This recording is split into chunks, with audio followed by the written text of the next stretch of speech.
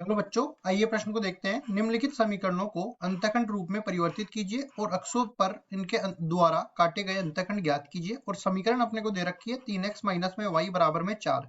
प्रश्न को हल करने से पहले इसकी मुख्य अवधारणा के बारे में चर्चा कर लेते हैं। मुख्य अवधारणा तो यहाँ पे देखो, कुछ इस तरह से हम लोग बताते हैं कि हमने मान लिया कि एक रेखा है, इस तरीके से जा रही है। ये अपने x अक्ष है, ये अपने पास y अक्ष है।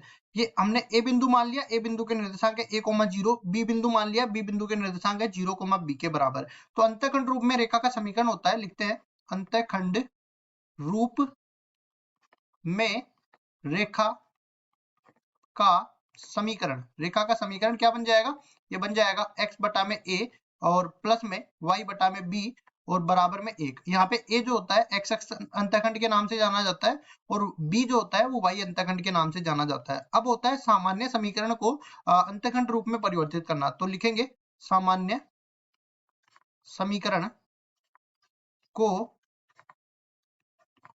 अंतःखंड रूप में परिवर्तित करना। अंतःखंड रूप में परिवर्तित करना।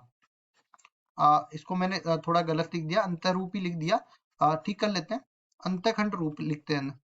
अंतःखंड रूप में परिवर्तित करना। तो कैसे करेंगे? देखो, सामान्य समीकरण में मान लेता हूं यहाँ पे ax प्लस बी वाई बराबर में c मान लेता हूं।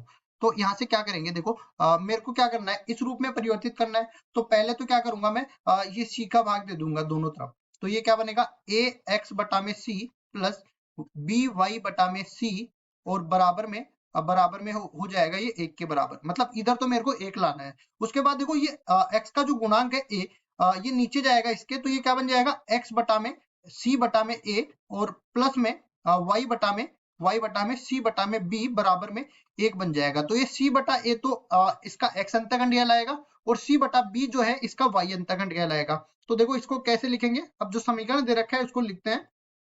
ये अपने पास दे रखा है 3x माइनस में y बराबर में 4। अब उसके बाद क्या कर लेते हैं, यहाँ पे 4 का भाग दे देते हैं दोनों पक्षों में। तो लिखते हैं 4 का भाग दोनों पक्षों में देने पर, दोनों पक्षों में देने पर, दोनों पक्षों में 4 का भाग दूंगा तो ये क्या बन जाएगा, 3 बटा में 4 गुना में x माइनस में y बटा में 4 और बराबर हो जाएगा 1 के। अब देखिए, मेरे को अंतःखंड रूप में परिवर्तित करना है। तो ये 3 को नीचे लेके जाऊंगा तो x बटा हो जाएगा 4 बटा 3 और यहाँ पे देखो, ये अपने पास क्या था अंतःखंड में, यहाँ पे प्लस था तो इसको भी प्लस बनाना है। तो -1 यहाँ पे है, उसको भी मैं नीचे लेके जाऊंगा तो प्लस में y बटा में -4 बटा 1 हो जाएगा। तो -4 इसको मैं लिख सकता हूँ, बराबर 1 हो जाएगा। तो ये अपने पास आ गया अंतःखंड रूप। अब इसका x अंतःखंड और y अंतःखंड भी लिख देते हैं। देखो, x अंतःखंड ये अपने पास बन गया 4 बटा 3 के बराबर और y अंतःखंड भी लिख देते हैं।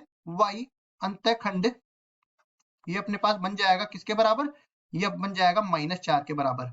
तो यहाँ से हम कह सकते हैं कि ये दो बिंदुओं से गुजरेगी रेखा। पहला बिंदु अपने पास बन जाएगा 4 बटा 3 0 से और दूसरा बिंदु बन जाएगा 0 -4 से। तो देखो, हमें क्या करना था, एक तो हमें बताना था कि यहाँ पे अंतःखंड रूप में परिवर्तित करो और अक्षों पर काटे गए अंतःखंड ज्ञात कीजिए। तो यहाँ पे अंतःखंड भी मैंने बता दिए और जो है अंतःखंड रूप में परिवर्तित भी कर दिया। यही हमारा उत्तर हो जाएगा। आशा करता हूँ ये सवाल आपको समझ में आया होगा। धन्यवाद।